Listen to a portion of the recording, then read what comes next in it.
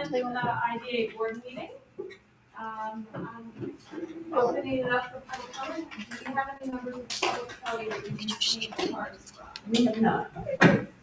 So are there any members of the public that would like to hear? Seeing none, we will close public comment and go into old business. Kelly? Great, thank you, Sarah. First on the agenda to discuss today, and if you don't mind, before I go into old business, I would just like to introduce Kathy Fink, the newest member to the IDA, and ask her to do a quick introduction. Hi, everybody. My name is Catherine T. I'm the new Associate Director for the Suffolk County IDA. I'm very excited to be here, working in both the public and private sector. I have some management, economic development, and IDA experience, so I hope to be an asset to the team. And I'd just like to thank you all for giving me the opportunity to be here. And I'd also like to formally introduce Matt. If I said it right, but I'm just. Yeah. So Matt would like to say hello again.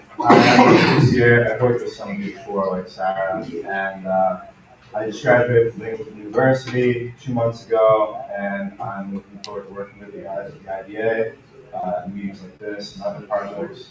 And yeah, I'm having the opportunity, happy to be here. Nice to meet you all. Matt, that's terrific.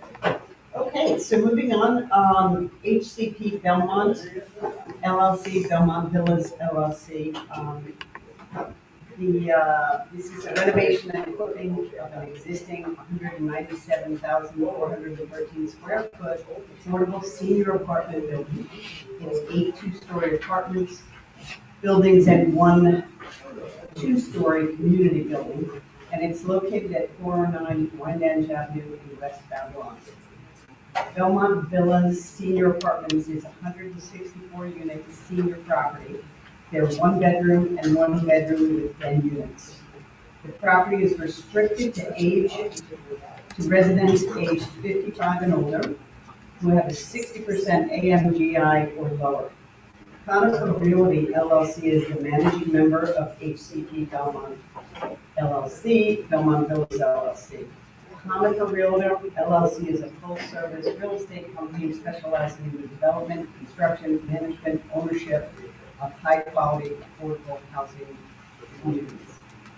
This project received an inducement resolution on May 18th. A public hearing was held on June 20th. During that public hearing, which the transcript was supplied to all the board members and is available on our website, there was a bit of a misunderstanding as a notice was posted in the community building to inform the residents that this public hearing was taking place. And the residents thought that it was meeting for them. So they arrived and had several questions and concerns. And while Conifer was in attendance, they didn't participate in the hearing. So after the meeting, in discussion with Kevin Day, who was here today, they called a community meeting with that group to address those concerns and answer those questions. And I'm going to invite Kevin to come up and chat with the board and answer any questions and just fill everybody in briefly about the community meeting that he had. Sure, thanks, Kelly. So I'm Kevin, I'm from Conifer Realty, and just to follow up a little bit on what Kelly said, we invited residents to come back. Frankly, we hadn't done a tremendously great job of communicating some of our plans around the renovations and everything, so there have been a lot of questions at the public hearing. We had 38 of the residents show up, where we deal with all the questions and explain about the planned renovations that will be funded by the pilot extension, which we were requesting, and got a lot of feedback on some of the suggested improvements that they'd like to see. It was mentioned that there had been a gazebo that had been taken down by the hurricane. They wanted rebuilt, a barbecue area, and the community room, a bridge performance space. They sometimes have performers come in. Apparently, the big Elvis was a big hit, so they want to continue to do that stuff. There were questions about, hey, what's the impact going to be on our rent? We explained that because of these improvements are being funded by the pilot, it doesn't affect their rents. And you have the annual increases that are permitted under the regulations, which will still continue, but there's no additional payments or, additional costs that they have to pay for this. So that was mostly the feedback that we got. There were a number of the residents on additional support after the meeting, so that, once they kind of understood the different pieces, they definitely want to stop. Any questions? No, because do we have the petitions submitted? Yeah, of the resident support? Yes, we can send that to you. Okay, I think yeah, on the we're 11th. going to bring us a copy today. We do Oh. have an email version of that, yes, absolutely.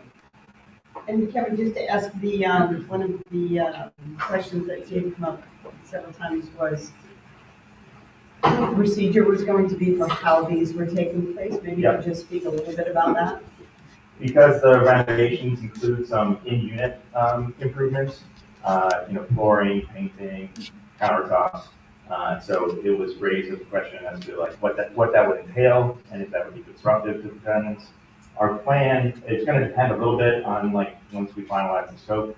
Our plan is to just move people out during the daytime and be able to do that work in their unit without them having to move out over a couple days. Kind of provide minimal disruption.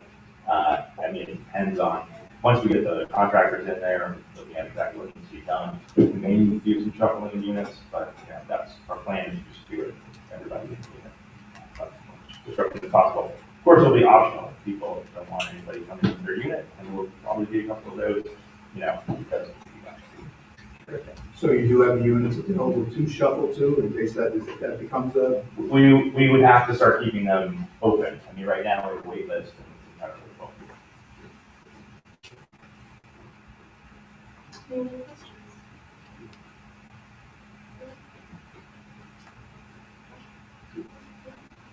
Great. So is there Motion. a second? Second, I think motion made by Josh, second by Kevin. Do roll call or? Sure.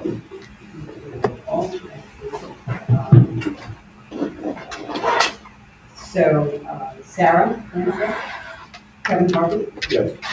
Josh Lund, Yes. and Brian Greenberg. Yes. Thank you. Thank you very much, Kevin. Thank you all. Coming in. So 7 is citation for labels. Great, so citation, once again, citation was here, for an inducement resolution on June 22nd. The public hearing was held on July 18th, that's Catherine's first day. And the citation, just as a reminder, is the lease and renovation and equipping of an existing 23,000 square foot building located adjacent to the current building at 55 Engineers Road in Suffolk. The new location will be into a warehouse space and additional manufacturing. This space also requires upgrades to the existing HVAC system and the build-out of a storage area within the warehouse space for raw material and work in progress.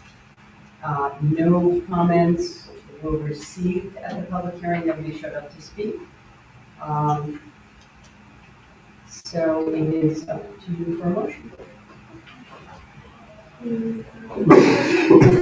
Motion made by Jonathan, is there a second? Second. Second by Josh.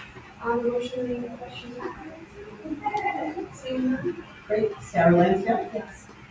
Kevin Harvey, Yes. Josh Slaughter, Yes. Brian Greenberg. Yes. Thank you. Next item, certified laboratories.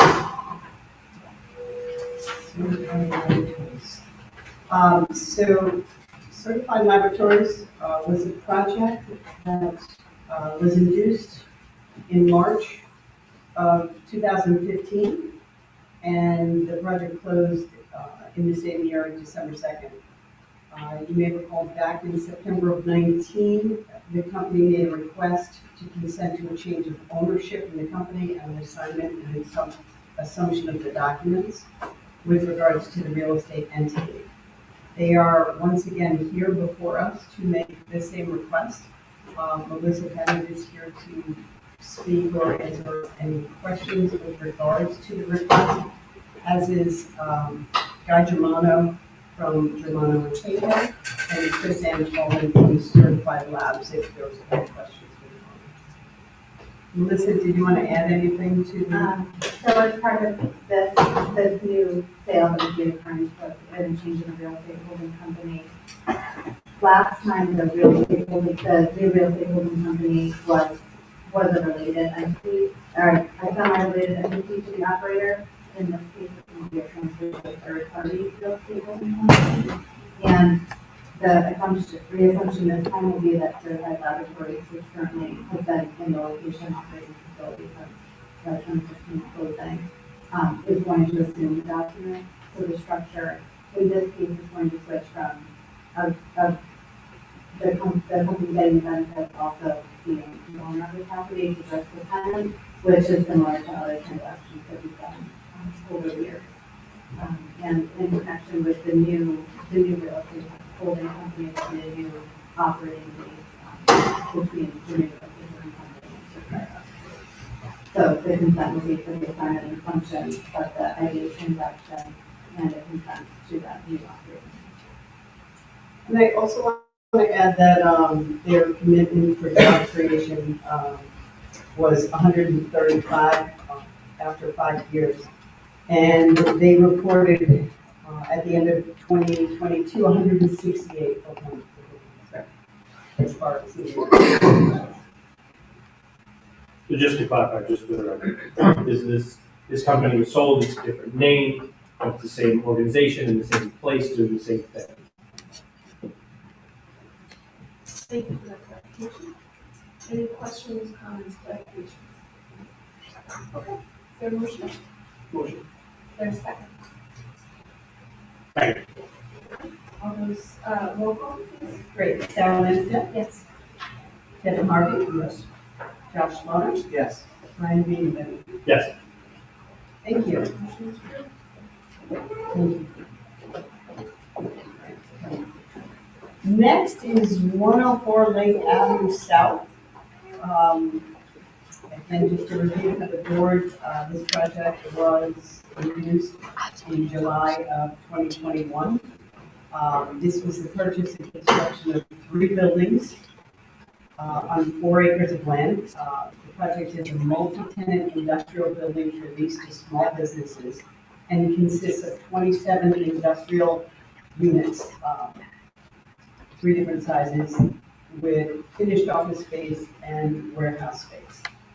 And I'm just going to try and frame this up and turn it immediately over to Melissa.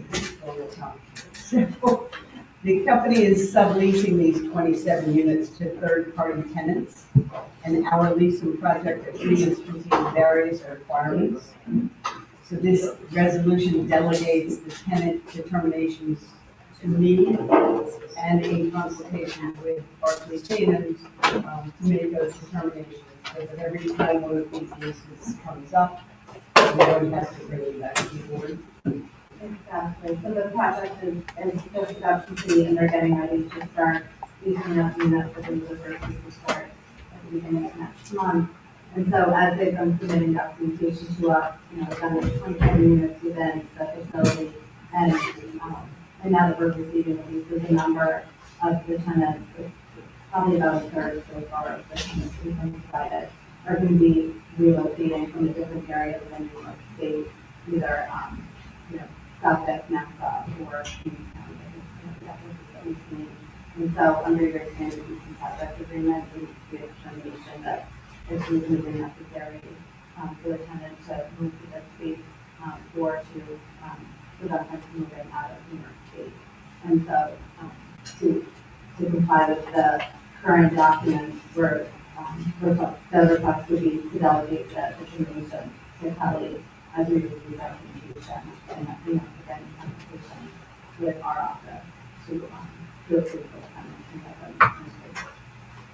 And this just prevents every time a new one goes in, for somebody changes, have to come back to the board and prevent them. Yeah, Would that prevent them from moving in at that point, because all this has to get done beforehand? yeah, so everything needs to be in place, we need to provide a lease to us for review, we need to provide a tenant agency compliance agreement, and then you provide evidence of insurance in accordance with the ID requirement. So all those pieces need to happen before they move in. And also of note is that, in addition to it being a 27 unit, there's, the lease terms are, most of them have been about 3 years, and in some instances, they've got a right of renewal. So, over the course of a 15-year pilot, this will save having to come back to the board each time, and they end up to get it. And, but still, the ultimate job, the commitment is by the person, by the organization that built the building. Yeah, 104 Lake Avenue is responsible for all of the pieces, and so they will need to be getting the job commit, the job, evidence of job creation from the tenant, but also the 104 Lake Avenue is responsible for the idea for creating the jobs for the building. And so an IDA staff reviews every tenant that's coming in for compliance with everything. So, and for competition with. And even future tenants, as they switch out, it's just, it doesn't have to come back to the. Is that the method by which you can differentiate relocation within Suffolk County versus new job creation in Suffolk County? Exactly. And they must make the statement as to which. As to why they need to be moving. So when somebody is moving from within the county into the space, I mean, is that subjective? I mean, is there clear reasons that, under the law that they have to kind of comply with, or?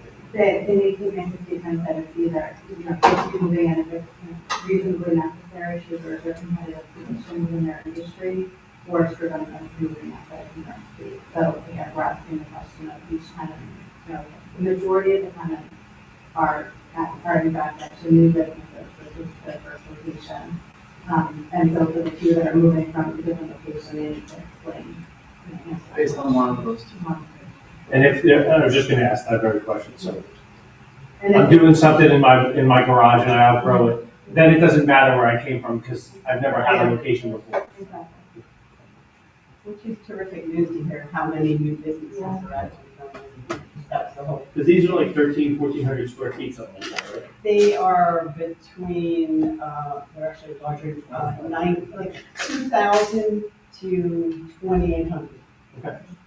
Square feet. Different sizes, 3 different sizes. And having worked for an employer many years ago that occupied one of these industrial condos, they serve a very useful purpose to small businesses in order to get their starts. It really is a mechanism by which they can move into the industrial condo, get the start, and then go from there and maybe take a place in HIA or someplace else alike. Yeah, because my company way back when started the same way, and the problem became deliveries.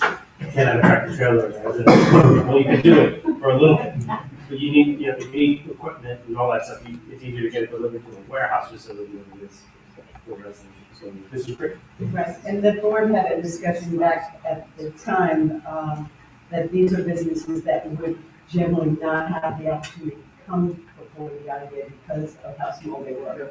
So it was a way to really enable us helping small business, which is something that is very important. Great. Thank you. Okay, is there a motion? All those in, roll call. Sarah Lansdale. Yes. Kevin Harvey. Yes. Josh Slover. Yes. Brian Peterson. Yes.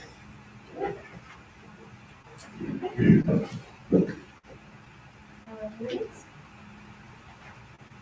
So we, staff has distributed minutes in advance of the meeting. Are there any questions? Or is there a motion to be adopted as? Motion. Is there a second? Second. Second by Kevin, all those in favor? Aye. Other business. Other business, I would like to update the board on the affordable housing discussion we had at our last meeting. And I'm happy to inform the board that we've had several meetings since last month as a result of the presentation by legislator Karen Kappa and legislator Mazzarella.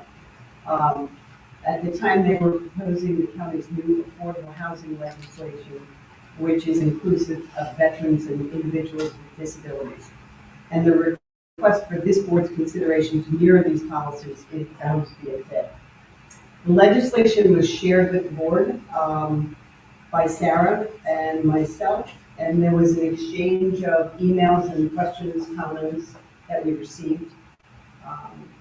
I assigned to Matt, who did a stellar job, the task of looking at IDA housing policies for all the IDAs throughout the state.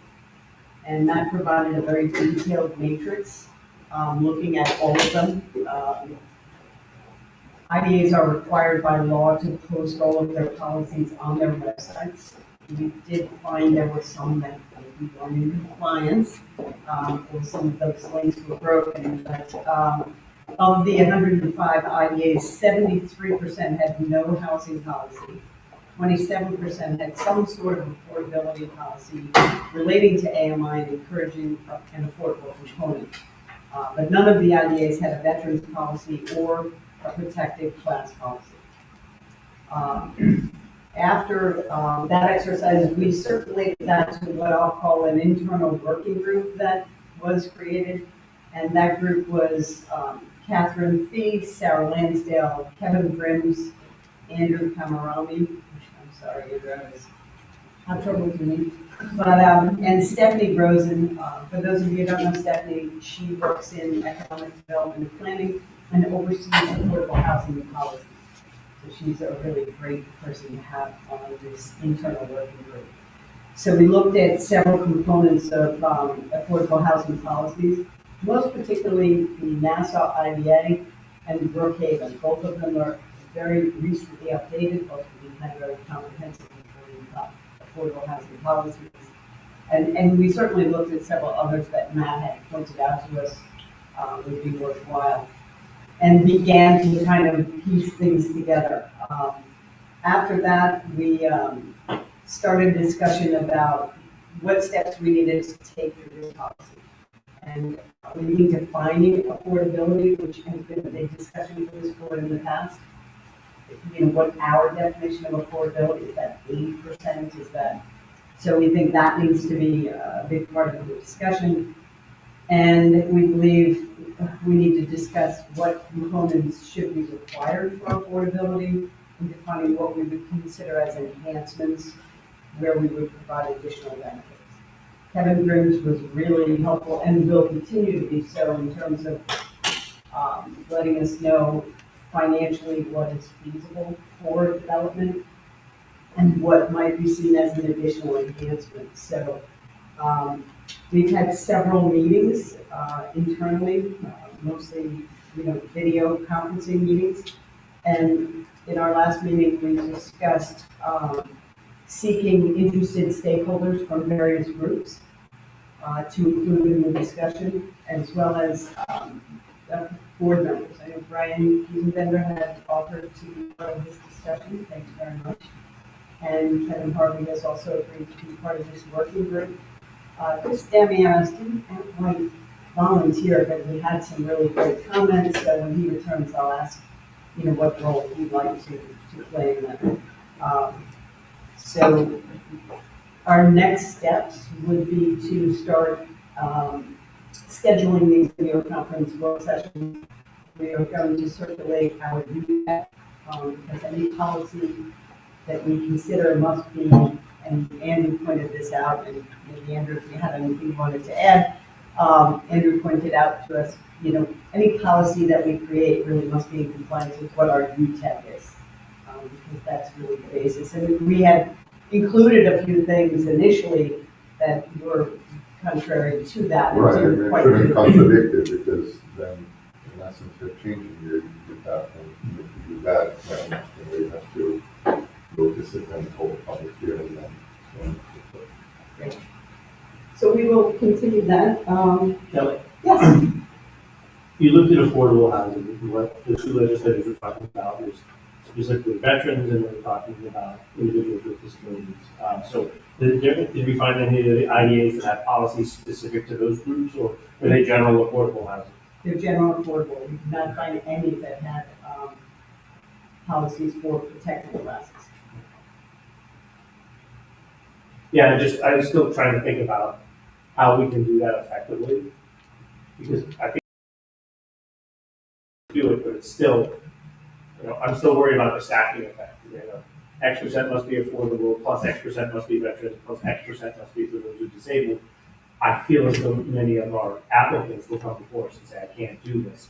Or be looking for benefit packages that may look rich or well beyond what we normally done. And that's why I think it's a good thing for us to get together and talk about, but it's not as simple as snapping our fingers and making it happen.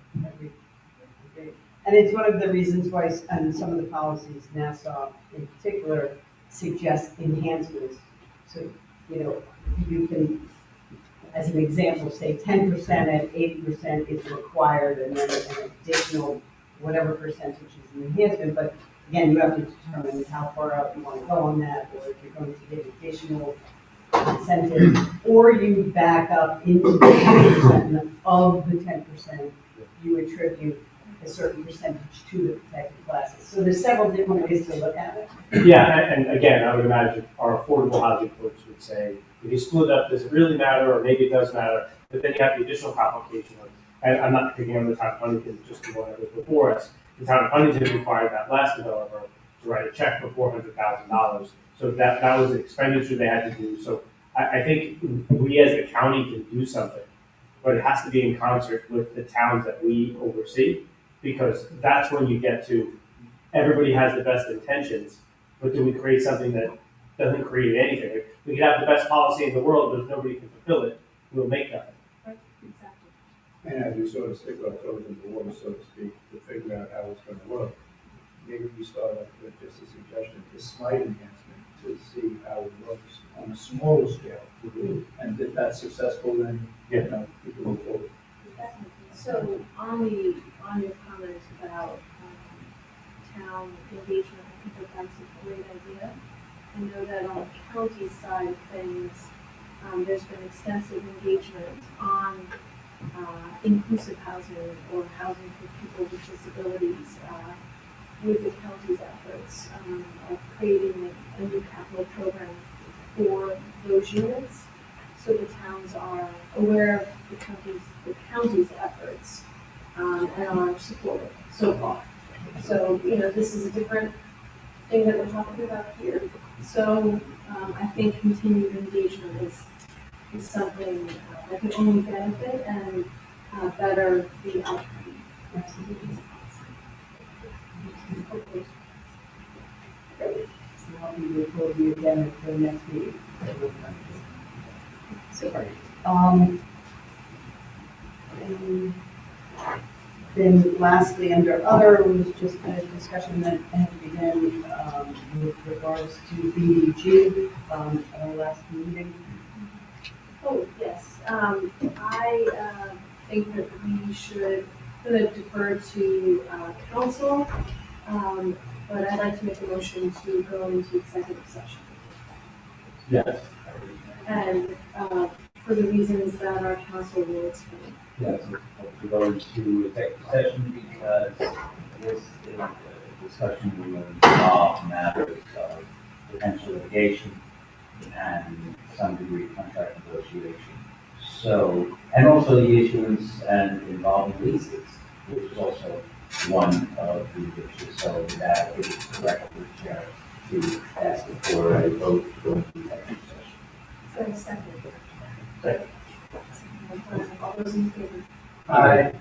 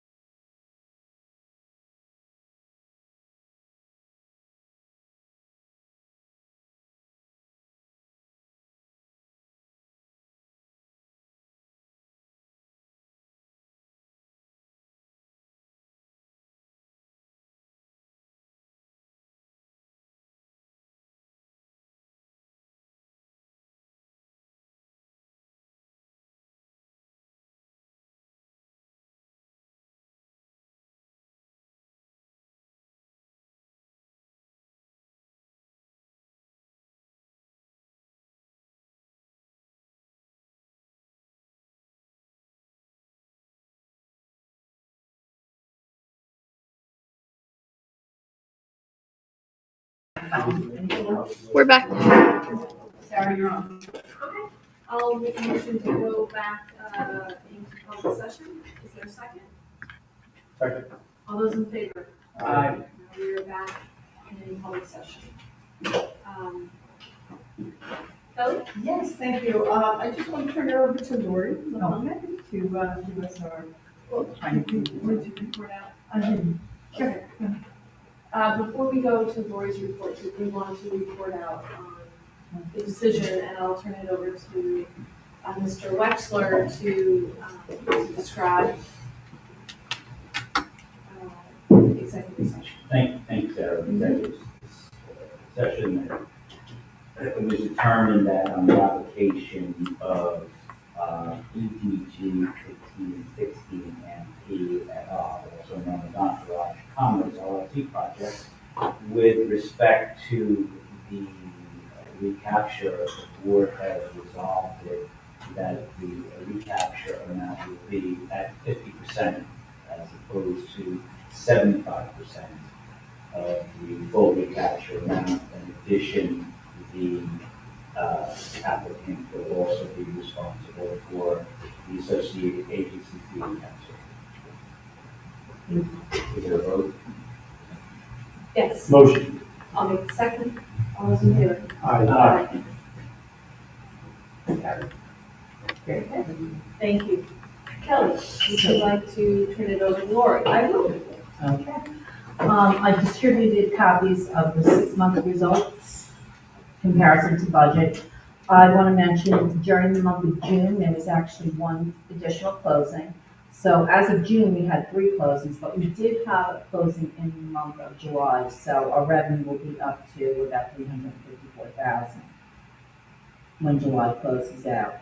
Also included in revenue is about $95,000 of annual compliance fees.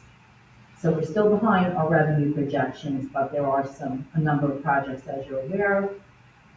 The only other thing I want to mention in the expenses side, we're a little over on some of our supplies and materials, and that's just because we have been cleaning up the office, getting rid of file cabinets that were broken, and some much needed tender loving care in the office. So that's a little ahead of 2000 versus budget. Again, our interest income, we did get some concessions from the bank, so this number is going to even continue to grow. They've increased our rates, we're almost about 4%, so we're way ahead of budget in that one. Is there any questions?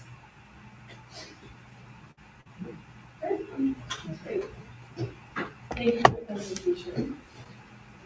With that, any other business before us? Seeing none, we are adjourned. Thank you. Thank you.